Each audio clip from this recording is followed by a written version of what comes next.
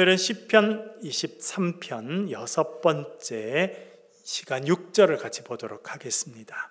시편 23편 6절 우리 읽어보았습니다만 시편 23편 6절 개역 개정 성경으로 같이 한번 읽도록 하겠습니다. 개역 개정 성경 같이 읽겠습니다. 시작.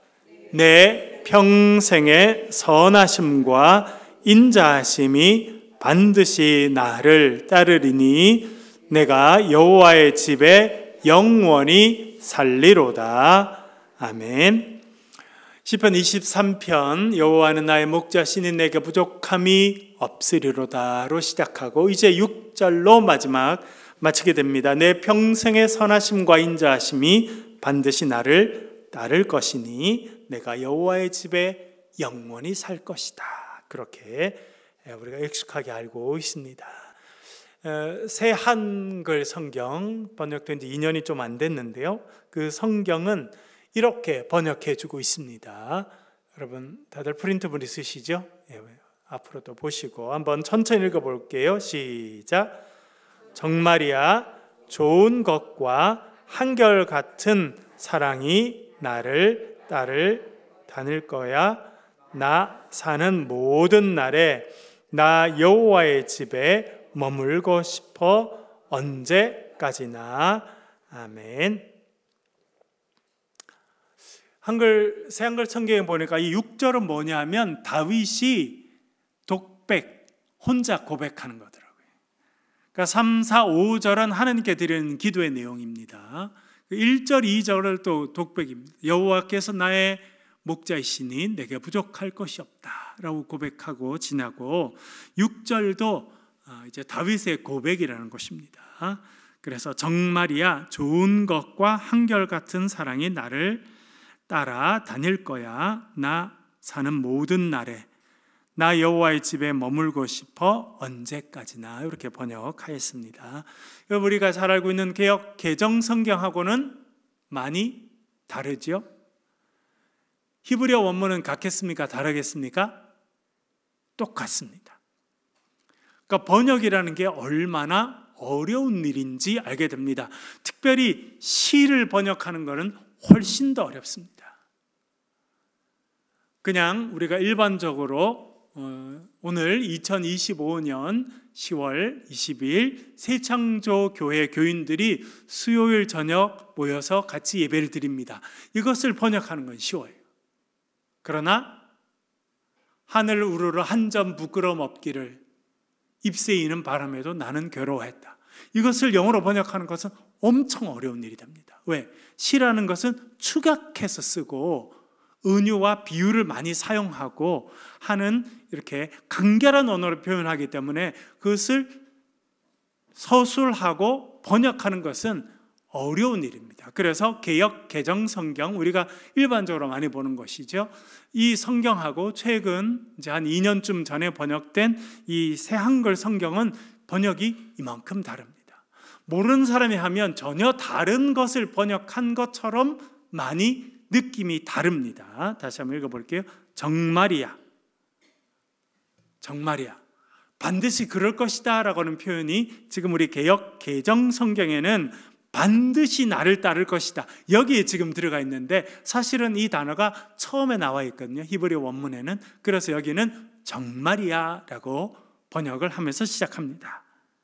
우리 개역 개정에 선하심과 인자하심이라고 된 것은 어떻게 번역했느냐면 좋은 것과 한결같은 사랑이라고 번역했습니다. 선하심과 인자하심을 좋은 것과 한결같은 사랑이라고 번역하였습니다. 히브리어 단어는 똑같습니다. 번역을 이렇게 한 것입니다. 나를 따를 거야는 나를 따라다닐 거야 라고 해서 나를 따를 것이다 라고 하는 말이 어떤 의미인지 정확하게 알 수 없는데 새하늘 성경에서는 나를 따라다닐 거야, 그러니까 뭔가 지금 나를 따라다닐 것이다 라고 하는 것을 좀 더 분명하게 번역하였습니다. 나 사는 모든 날에. 왜냐하면 이것은 영원히 살리로다라고 하는 것을 두 개로 나누어서 번역했습니다. 왜냐하면 개역 개정 성경에 영원히 살 것이다라고 하는 이 부분이 또 그런 의미가 있기 때문에 그렇습니다. 나 여호와의 집에 머물고 싶어 언제까지나, 여기 영원히 살리로다라고 하는 것을 나 사는 날 동안에 그리고 언제까지나로 좀 나눠서 번역했다, 그렇게 볼 수 있겠습니다. 이제 왜냐하면 이 번역이 두 개가 많이 다르기 때문에, 그러면 히브리어 원어는 어떻게 되어 있는지 하나씩 보면서 제가 설명을 드리도록 하겠습니다. 먼저 개역 개정 성경에 내 평생의 선하심과 인자하심, 여기서 선하심과 인자하심이라고 번역된 표현이 먼저 한번 살펴보겠습니다. 먼저 선하심이라고 번역되어 있는 것은 토브입니다. 토브. 이 단어는 많이 나오죠. 지난번에 몇 주 전에, 두 주 전에 제가 설명드렸죠. 좋으신 하나님, 하나님은 참 좋으신 분이시다라고 할 때 토브라는 단어가 쓰였다, 그렇게 말했습니다. 토브라는 단어를 우리 개역 개정 성경, 그 전에 개역 성경 할 때는 선하시다라고 많이 번역했습니다. 선하시다. 그런데 우리 새 한글 성경, 2년 전에 번역된 성경에는 좋은 것이라고 번역했죠. 그러니까 히브리어 원어가 토브는 선하시다라는 의미도 분명히 갖고 있습니다만, 여기서는 좀 더 좋은 것이다라고 하는 의미가 큽니다. 왜냐하면 나를 따라다니는 것 중에 하나가 좋은 것이거든요. 근데 하나님의 선하심이라고 해서 선하심으로 번역하면 마치 하나님이 나를 따라다니는 것처럼 이렇게 오해를 일으킬 수 있기 때문에 여기서는 좋은 것이라고 번역한 것이 훨씬 더 잘 번역한 것이다, 그렇게 말해 줄 수 있겠습니다. 그래서 우리 개역 개정의 선하심이라고 번역된 것은 히브리어로 토브인데요, 무슨 뜻인지 제가 밑에 써놨죠. 좋으신 하나님께서 부어주시는 복과 은혜, 그리고 우리가 누리는 풍성하고 좋은 것들. 그러니까 히브리어 원문은 뭐냐면 좋은 것이라는 뜻이에요. 좋은 것. 그런데 이 좋은 것은 어디서 왔습니까? 운이 좋아서 온 게 아니에요. 좋으신 하나님께서 우리의 삶에 복을 주시고 우리의 삶에 은혜를 베풀어 주셨습니다. 그래서 우리가 지금 좋은 것을 누리고 살고 있습니다. 여러분, 우리가 좋은 것 누리고 살고 있는 거 여러분 날마다 느끼십니까? 이번에 성지순례 갔다 가신 분들은 몽골에 들러서 하룻밤 잤어요. 이스탄불에 또 마지막 날 하룻밤도 잤습니다. 그리고 그리스를 이렇게 다녔는데, 또 일부의 분들은 또 몽골에서 하룻밤 더 자고 왔죠. 세 나라를 거치게 됐습니다. 몽골이라는 나라, 또 이스탄불이라는 나라, 그리고 그리스라는 나라. 그리스는 여러분 오랫동안 EU, 유럽 국가에 속해 있는, 유럽연합에 속해 있는 나라입니다. 유럽연합하면 우리가 보통 뭐 프랑스, 영국, 독일, 선진국이네 이렇게 생각하기가 쉽습니다. 또 그런 나라가 속해 있는 게 사실이죠. 그리스는 처음부터 EU 국가 중에 하나였습니다. 왜? 유럽 문명이 시작된 곳이 그리스이기 때문에 유럽 사람들은 그리스를 되게 가깝게 느낍니다. 근데 이번에 가보니까 여러분 그리스 어떻던가요? 살기 아주 좋아 보이던가요? 제일 불편한 게 뭡니까? 화장실이 없어요. 화장실이 없어요. 그 고대 올림픽이 열린 올림피아에 저희들이 갔지 않습니까? 하루에도 수만 명이 방문하는데 여자 화장실 쓸 수 있는 게 몇 개입니까? 3개. 수만 명이, 하루에 수만 명이 방문하는데 여자 화장실 들어갈 수 있는 그 3개. 그것도 변기 위에 뚜껑 안 달려있죠?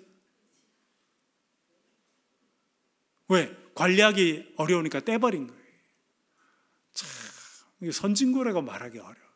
근데 우리나라는 벌써 인천공항에 들어오면, 그렇죠? 얼마나 잘해. 인천공항 안 가도 돼요. 저희 동네에 있는, 동네 아무도 관리 안 하는 동네 화장실 가도 훨씬 깨끗하고, 들어가면 음악이 나와요. 음악이. 겨울에 뭐가 나와요? 따뜻한 물 나오고. 여름에 뭐가 나옵니까? 에어컨 나오고. 수준이 우리나라가 얼마나 높은지. 얼마나 높은지. 그러니까 우리가 좋은 거 누리고 있습니까? 그렇지 못합니까? 좋은 거 누리고 있죠. 이번에 그리스 가보고 여러분 또 딴 나라 가보니까 음식이 맛이 있습니까? 맛이 없습니까? 왜 맛이 없어요? 예? 우리가 너무 잘 먹고 잘 살아서 그래요. 여러분, 제가 옛날에 신학대학원 다닐 때 미국에서 1년 공부하고 유럽에 가서 10개국을 여행했어요. 그때 같이 아내도 만났는데 그때는요 맛이 없는 데가 없었어요. 프랑스 가도 맛있고 이태리 가도 맛있고, 심지어 그 체코에 가서 음식 먹은 체코에서 제가 핫도그를 하나 사 먹었거든요. 그 맛을 아직도 잊을 수 없어요. 얼마나 맛있는지. 그때 이탈리아에서 먹은 피자는 너무너무 맛있어가지고 제가 2년 전에 이탈리아 가서 이탈리아 피자 너무 맛있겠다고 딱 먹었는데 맛이 없어요. 왜 그렇게 됐을까요? 그 사이에 우리가 너무 잘 살게 돼가지고 맛있는 거 많이 먹고 살아서 이제는 유럽에 가도 맛있는 게 별로 없어요. 그건 뭐냐면 우리가 좋은 것, 아름다운 것을 많이 누리고 살아간다는 거예요. 하나님께서 우리에게 주셔서 우리가 지금 누리고 있는 이것이 뭐라는 겁니까? 이것이 좋은 것이라는 겁니다. 좋은 것, 히브리어로 토브라고 말하는 것은 좋으신 하나님께서 우리에게 내려주신 복과 은혜, 그래서 우리가 그 결과로 누리고 있는 좋은 것이다, 그렇게 이해해 볼 수 있겠습니다. 그 다음에는 인자하심이라고 되어 있죠. 인자하심, 헤세드라는 단어입니다. 구약 성경에서 가장 의미가 풍성한 단어가 헤세드라는 것입니다. 그리고 여러분, 하나님이 어떤 분이시냐 하는 것을 가장 풍성하게 알려주는 단어 중에 하나가 헤세드라는 것입니다. 헤세드, 따라해 볼까요? 헤세드, 헤세드. 그래서 우리 하는 헌금 중에 뭐가 있습니까? 헤세드가 있죠.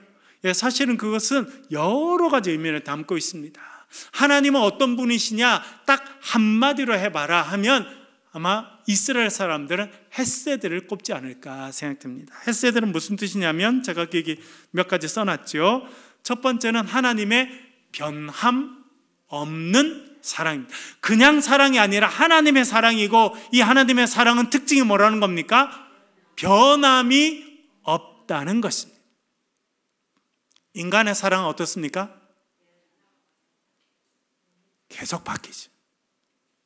두 번째, 하나님의 인자하심. 참 그분은 인자하시다라고 할 때 헤세드를 쓴다는 거예요. 세 번째, 하나님의 자비로우심을 나타내는 단어입니다. 이것이 헤세드라는 하나의 의미가 있는 것입니다. 가장 중요한 의미는 첫 번째입니다. 하나님의 변함없고 영원하신 사랑이다. 여러분, 우리 인간의 삶에서 가장 못 믿을 사랑이 어떤 사랑입니까? 젊을 때 남자가 사랑한다고 고백하는 거 믿을 수가 없어요. 그렇죠? 네. 제가 군대에서 목회할 때 군인들이, 요즘에는 뭐 다 핸드폰이 있어서 이렇게 보는데 옛날에는 내분반에 TV가 하나밖에 없었어요. 그러니까 저녁에 좀 잠깐 쉬는 시간이나 주말에 쉬는 시간에 보면 그 뭐 내분반에 20명, 30명, 뭐 육군에 옛날에 뭐 한 내분반에 40명, 50명 있었는데 조그마한 TV 하나를 보는 거예요. 그 군인들이 TV 나오는데 제일 좋아하는 사람 누굴 제일 좋아할까요? 아이돌 가수들 좋아해요. 예쁘게 생긴 가수들을 너무너무 좋아한다. 그래가지고 그 군인들 가운데 인기 있는 아이돌 가수가 누구냐 뭐 그런 걸 이야기할 때가 있었어요. 그런데 이 군인들이 막 예쁜 그런 아이돌 여가수들이 오면 막 좋다 그러고 사랑한다고 그러고 막 그러는데 인기가 오래 못 가요. 금방 바뀌어. 군인들은 어떤 아이돌 가수를 제일 좋아한다는 거예요? 새로 나온 가수들을 제일 좋아한다. 뭐냐? 사랑하는 마음이 계속 바뀐다. 조금 이 사람 나왔다가 또 새로운 사람 나오면 그 사람 또 좋다고 그러고 그런다는 거예요. 사람의 마음이 그렇습니다. 여러분, 제가 고등학교 다닐 때 제가 있던 교회 그 사찰 집사님이라고 했죠. 옛날에 관리 집사님이 늘 하시는 말씀이 있었어요. 제가 가서 집사님 그 교회에 그게 제가 기도하러 가려는데 열쇠 좀 빌려주세요. 그럼 꼭 열쇠 빌려주기 전에 꼭 이야기해요. 열쇠 지금 열자마자 꼭 갖고 와야 된다. 갖다 드릴게요. 아니 진짜로 열자마자 갖고 오라는 거예요. 왜?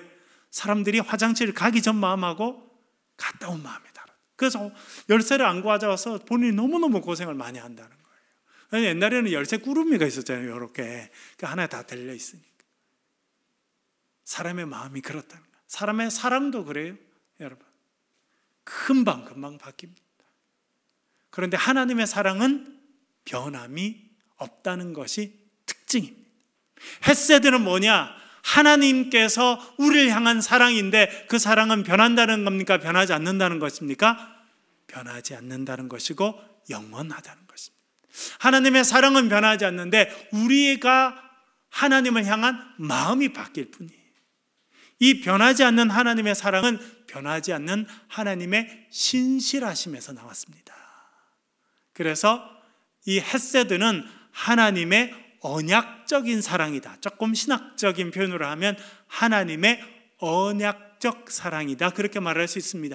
하나님께서 아브라함과 언약을 맺으셨죠. 뭐라 말씀하십니까? 나는 너희의 하나님이 될 것이고 너희는 나의 백성이 될 것이다. 하나님 말씀하셨죠. 하나님은 이 약속을 처음부터 마지막까지 신실하게 지키셨습니다. 지키지 않은 사람은 이스라엘 백성이죠. 그 하나님의 신실하심에서 나온 변함없는 사랑을 헤세드라 그렇게 말했습니다. 그런데 그래서 그것을 사랑으로 번역하기도 하고 인자하심으로 번역하기도 하고 자비로우심으로 번역하기도 하였습니다. 그래서 그 다음에 보면 제가 정리해서 써놨죠. 금방 말씀드린 부분, 아브라함의 약속을 통해 이스라엘 백성과 맺으신 언약을 신실하게 지키시는 하나님께서 베푸시는 은혜와 사랑이고, 자녀를 향한 영원히 변치 않는 사랑, 그것이 헤세드라 그렇게 말할 수 있겠습니다. 여러분, 우리가 사는 세상은 사랑이 많이 바뀝니다. 그런데 우리가 사는 세상 가운데서도요, 가장 오랫동안 바뀌지 않는 사랑이 있어요. 무슨 사랑입니까? 부모가 자식을 사랑하는 것은 안 바뀝니다. 그래서 부모가 자식을 향한 사랑, 전적인 사랑이고 일방적인 사랑이고, 자식이 거부하더라도, 자식이 미울 때가 있을지라도 끊임없이 하는 부모님의 사랑이 하나님의 사랑과 제일 가까운 모습이다, 그렇게 생각해 볼 수 있습니다.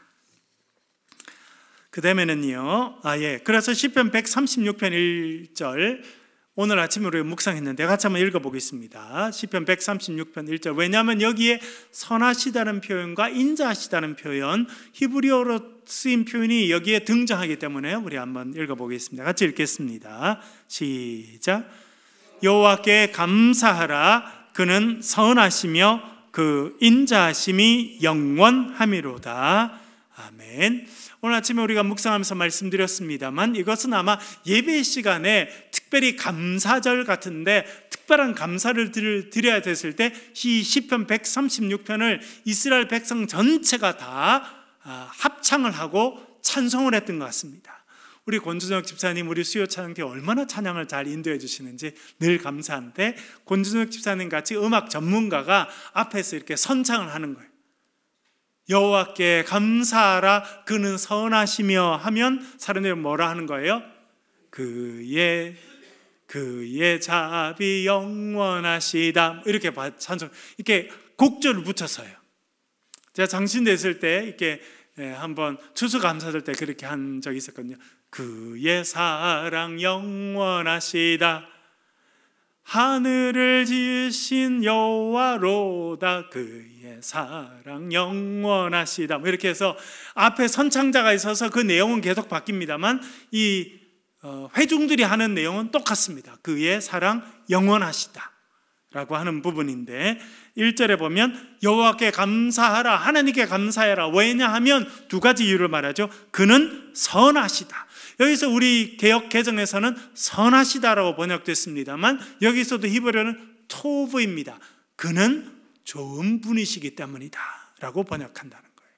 토브, 좋은 분이시다, 그렇게 번역하고, 그의 인자심이 영원함이로다. 제가 아까 말씀드렸죠. 그의 사랑 영원하시다. 헤세드가 사랑이라는 의미니까 우리 이 개역 개정에는 인자하심이라고 번역했습니다만, 원래는 변하지 않는 사랑이라는 의미가 더 많기 때문에 그래서 그의 사랑 영원하시다 이렇게 곡조를 불러서 노래한다는 겁니다. 그래서 여기서 나온 표현은 그 인자하심이 영원함이로다. 여기는 키 르올람 하스도라고 해서 키는 왜냐하면이라는 뜻이고요, 르올람은 영원하다 그런 뜻입니다. 하스도라는 말은 헤세드라는 말과 도는 그분의 그런 뜻입니다. 그래서 헤세드와 도가 합쳐지면 하스도가 되는데요, 그래서 그분의 헤세드가 영원하시기 때문이다. 그분의 사랑과 그분의 인자하심이 영원하기 때문에 우리가 그분께 감사해야 된다, 그렇게 말하고 있는 것입니다.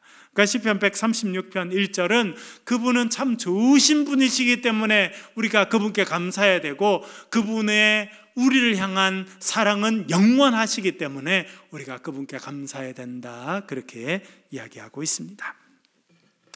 세 번째, 내 평생에라는 단어를 한번 살펴보겠습니다. 내 평생에, 칼염에 하야이라고 되어 있는데, 칼은 모든 이라는 뜻이고요, 염에는 날이라는 뜻입니다. 날마다 할 때 날. 하야이는 내가 숨 쉬는 동안.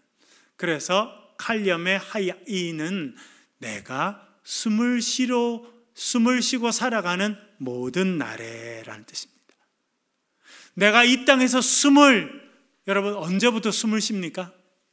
여러분 언제부터 숨 쉬셨어요? 제가 우리 큰아이 둘째 아들 둘 다 제 손으로 탯줄을 다 잘랐거든요. 처음에 태어나니까 울지 않더라고요. 왜 그래요? 입에 뭐가 이렇게 들어가 있어가지고. 그러면 의사들이 이렇게 갖고 와서 이렇게 깔때기 비슷한 걸로 이렇게 입안에 있는 거를 탁탁탁 다 빼내요. 탯줄 다 자르기 전에. 왜 탯줄을 통해서 엄마 손소를 공급받잖아요. 그래서 얘가 그렇게 되면 그때 탯줄을 이렇게 자르는 거예요. 그러면 이제 그때부터는 더 이상 산소를 엄마 자궁과 연결되어 있는 배꼽으로 받는 게 아니라 이제 입으로 하게 되면서 이제 우리가 숨을 쉬게 됩니다. 언제까지 숨을 쉽니까? 목숨이 끊어지는 동안에 숨을 쉬게 됩니다. 그러니까 여러분, 숨은요, 우리가 태어나서부터 죽을 때까지 한 번도 쉬지 않는 것이 숨을 쉬는 겁니다. 숨을 안 쉬면 1분 이상 숨을 참기 어렵습니다, 보통 사람들은. 여기서 말하는 것은 내가 숨을 쉬는 그 모든 날들 동안에 하나님의 복과 은혜, 하나님의 허락하시는 좋은 것과 하나님의 사랑이 그런 의미입니다. 반드시 나를 따를 것이다. 참 재밌는 단어가 쓰이고 있습니다. 저도 이 단어를 자세히 찾아보니까 참 특별한 단어가 쓰였다 생각했는데, 라다프라는 단어입니다. 라다프, 뜻은 뒤쫓는다, 날아간다. 여러분 어릴 때 저희 시골의 애들이 많이 뛰어다녔어요. 할 일이 없으니까 많이 뛰어다닌 거죠. 특별히 뭘 잡으려고 많이 뛰어다녔냐면 잠자리 잡겠다고 많이 뛰어다녔어요. 여러분 여름에 잠자리 잡아보셨어요? 저희들은 잠자리 채 만들어가지고 잠자리 잡으려고 얼마나 많이 따라다녔는지. 여기서 따라다닌다라고 하는 것은 뭐냐면 사실은 사냥감이 앞에 있고 사냥감을 쫓아가는 사냥개나 어떤 그런 것이 따라가는 것을 이야기하는 거예요.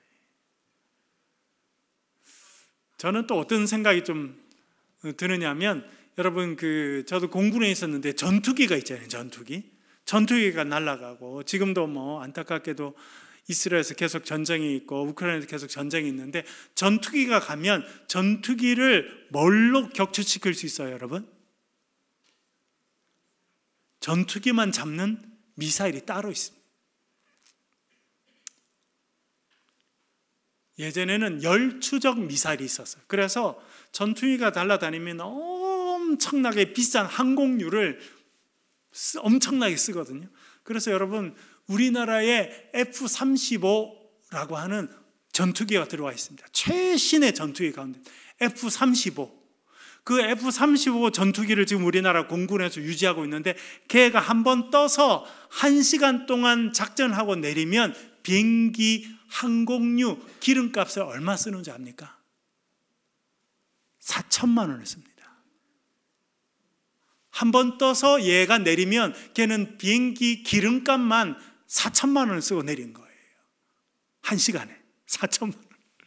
그러니까 얼마나 비싼 기름을 엄청 상상할 수 없을 만큼 지금 뿜어낸단 말이에요. 그러면 열추적 미사일이 날아가면 그 전투기에서 나오는 열을 따라갑니다.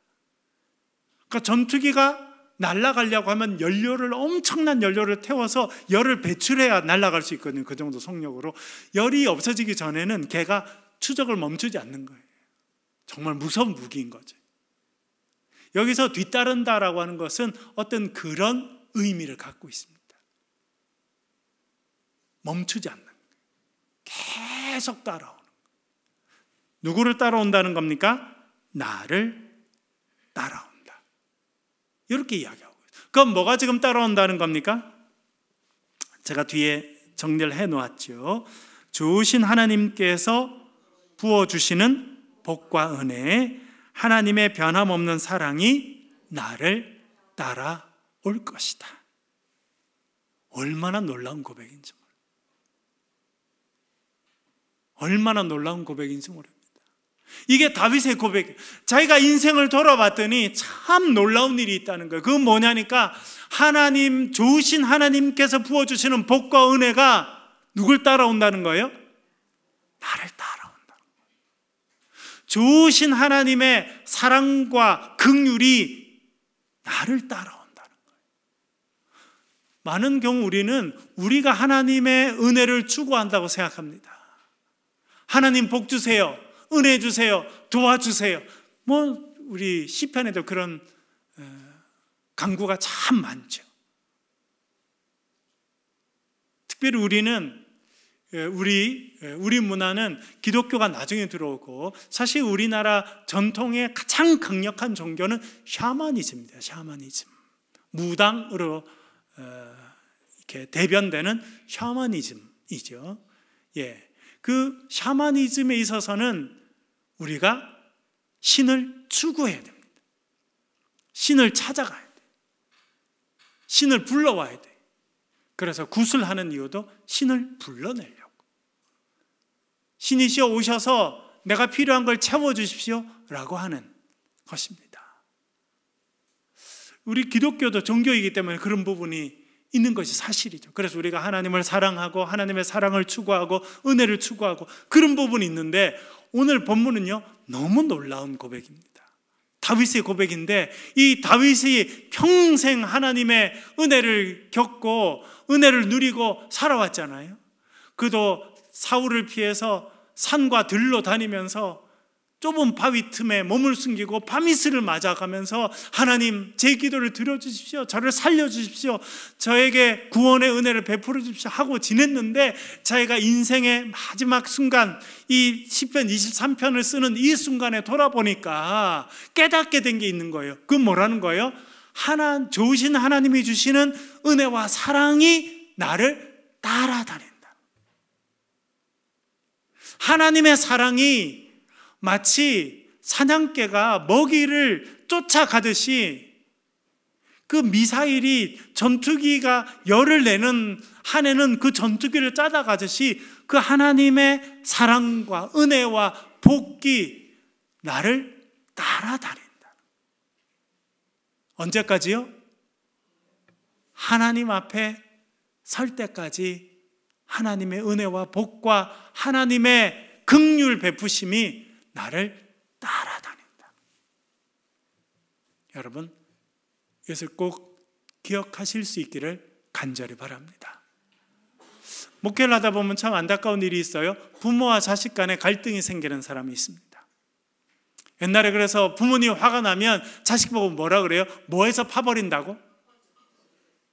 여러분, 호적에서 판 자식이 있습니까? 없기를 바랍니다. 여쭤볼게요. 호적에서 이름을 파버린다고 자녀를 향한 부모의 마음이 끝납니까? 마음이 그렇다는 거지.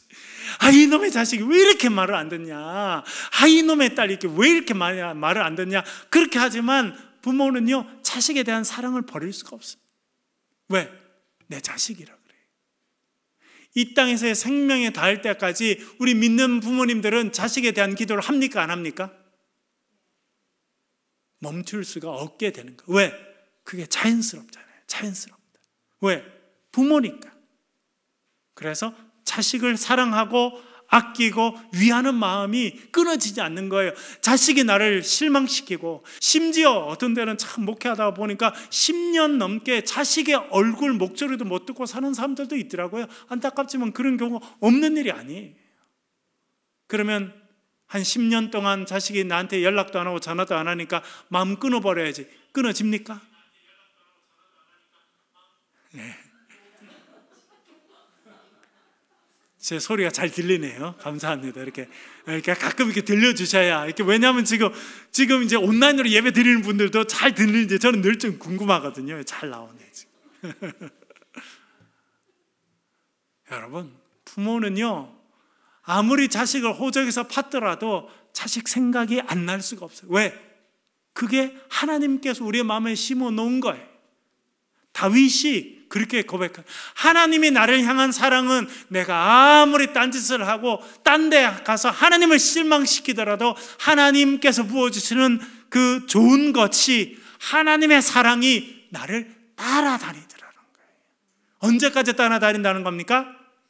내가 주님의 품에 안길 때까지. 얼마나 놀라운 고백. 자, 이번에 이 말씀을 연구하면서 정말 놀랐어요. 그렇구나. 우리가 거부한다고 없어지지 않아요. 주님, 저 이제 잊어주세요 한다고 하나님의 사랑이 끊어지지 않는다는 거예요. 하나님의 사랑은, 좋으신 하나님께서 주신 복구 안에는 우리가 이 땅에 숨이 끊어지는 그날까지 우리를 따라다니고 우리와 함께 하는 줄로 믿습니다. 다섯 번째, 여호와의 집에인데요, 베이트 아도나이인데, 베트라는 게 두 번째, 히브리어 두 번째 단어가 베트인데요, 알렙 베트인데, 베트는 집이란 뜻이에요. 집. 그래서 집 안에, 여호와의 집 안에라는 뜻입니다. 여호와의 집 안에. 여호와의 집이라는 뜻은 사실은 여러분, 지금 우리 예배당 안에 있잖아요. 이 공간이 예배당이죠. 이것도 여호와의 집입니다. 여호와의 백성들이 여호와를 찬양송하기 위해서 모인 곳이 여호와의 집이에요. 가장 예쁘고 아름다웠던 집은 솔로몬이 지은 성전입니다. 성전. 그것이 여호와의 집이었어요. 물론 여기서 말하는 여호와의 집의 첫 번째는 여호와를 예배하는 공간, 다윗 시대 때는 아직 솔로몬의 성전이 없었습니다. 그래서 그 성막, 광야에 썼던 성막을 하나님의 집이라고 이야기했고, 솔로몬 때는 이제 아름다운 성전을 짓게 돼서 여호와의 집이라고 이야기하면 솔로몬 성전을 생각합니다. 그러나 지금은요, 솔로몬 성전도 없고 장막도 없죠. 여기서 말하는 여호와의 집이라고 하는 것은 어떤 눈에 보이는 성전을 의미하기도 하지만 눈에 보이지 않는 여호와의 임재하심이라는 거예요. 내가 어디 거하느냐? 여호와의 임재 가운데 거한다는 거예요. 여호와의 품 안에 있을 것이다 라고 이야기한다는 것입니다. 재미있는 거는 우리가 23장 2절에 보면, 그가 나를 푸른 풀밭에 누이시며, 푸른 풀밭, 아주 풍성한 풀이 있는 그 넓은 풀밭에 양이 그 풀을 먹고 기분이 좋아서 들어 누워서 잠을 자는 그 부분을 지난번에 말씀드렸죠.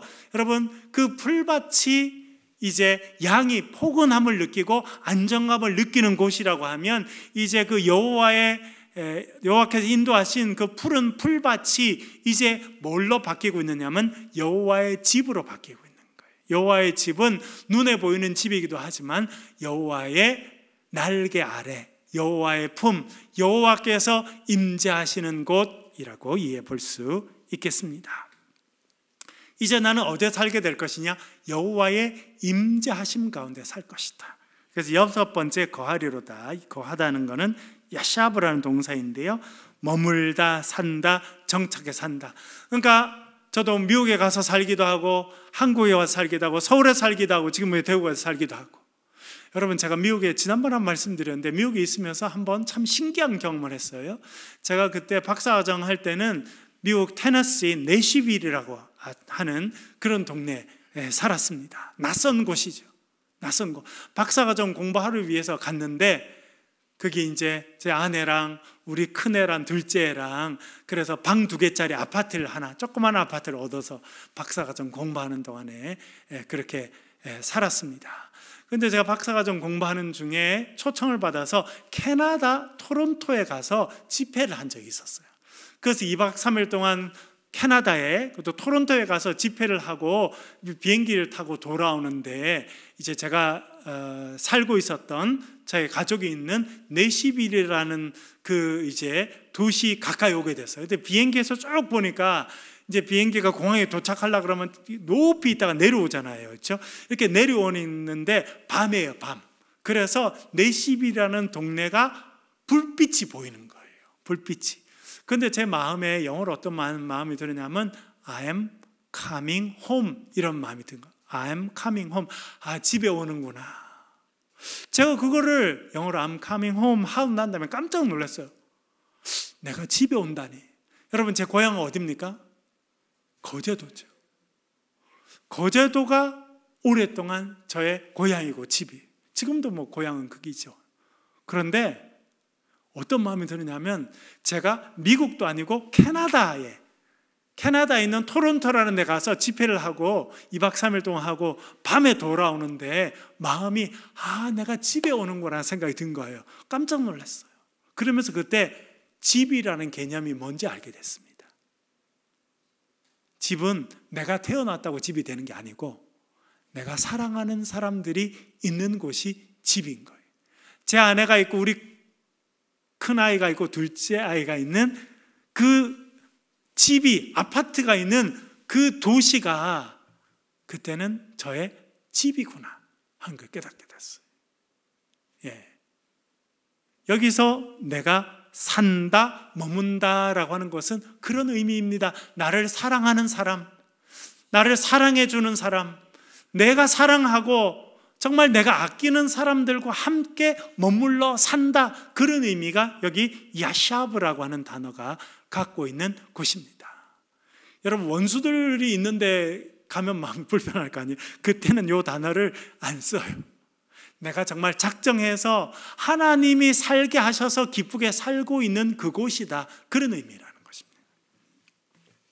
7번은 영원히라고 되어 있는데요, 르올렉 야밈이라고 되어 있는데 내가 이 땅에 사는 동안에 그리고 영원히. 사실은 우리나라 말로 영원히라고 번역되어 있습니다만 히브리어로는 이걸 2번 사용한다고 제가 아까 처음에 말씀드렸죠. 르올렉라고 해도 내가 사는 동안, 이런 의미예요. 내가 사는 동안. 그런데 하얌밈은 그 날들, 이런 의미입니다. 사실은 두 단어를 영어로 말하면 수거처럼 쓰는 거예요.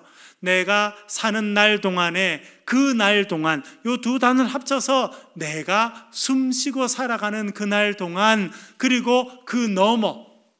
그러니까 이 단어는 어떤 의미냐면 내가 응애하고 태어나서 이 땅에서의 숨이 멈추는 동안 뿐만 아니라 그 이후에 천국에 이르러서도 그런 의미라는 거예요.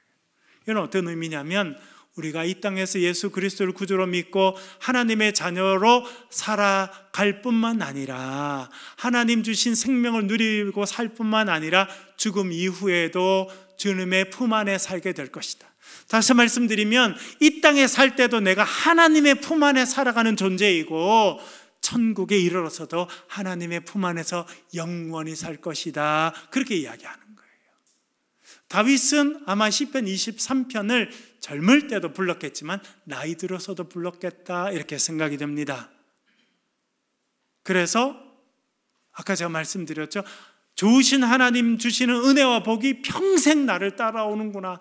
내가 그걸 지금 깨닫는다. 내 노년에 내가 보니까 내가 하나님을 떠날 때도 있었고 하나님 기뻐하시지 않는 일도 했잖아요. 그렇죠? 바세바를 범하기도 하고, 그런 하나님 기뻐하시지 않는 일들을 행할 때도 하나님의 좋으신 하나님이 주시는 그 복과 은혜가 하나님의 사랑이 평생 나를 따라왔구나라고 고백하는 걸 보면 그가 삶의 노년에 이 시를 불렀고 또 적어도 6절, 5절, 6절은 그런 느낌이 더 많은데 그가 뭐라 그러냐면 내가 이 땅에서도 하나님의 품 안에 살아갔지만 이 땅에서의 생명이 끝마치고 하나님 저 세상에 가서 하나님의 품 안에 안겨서 내가 영원히 살게 될 것이다.